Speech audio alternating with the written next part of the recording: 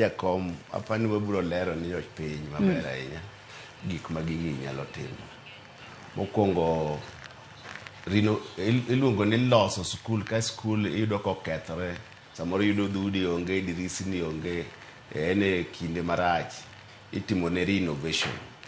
Koro kaka an sani nitie skul kaka mar Olympic wasetimo ne renovation kabisa, nikech en man gi nyithindo mang'eny mogik e Kenya ka, nyithindo 5,600 mago te koro wasetimo ne renovation e skundno.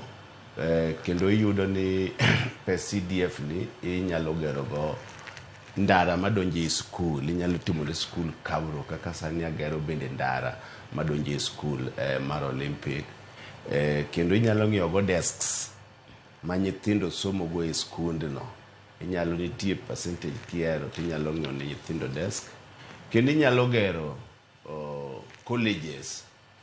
Atieko TVET college sani Toi, ma nyithindo mane ok okalo maber kata mokalo maber matimo certificates, matimo diploma, madwa timo electrical, plumbing, suko wich, wiro kogno matinde nyiri ohero ahinya ni bende nitiere kanyo, beauty.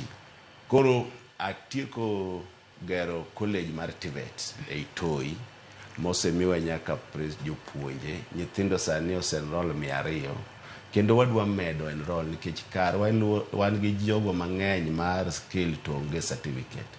Koro mano be omenda no inyalo tigo kamano, mwaduoko erokamano ahinya kuom wach CDF. Wang'ni a plan agero ot mar chief, nitie kama dhi gere ute chiefe e line 7 ma mano dhi konyo. Wadwa gero dome skunde kaka Moi Girls, wadhi gero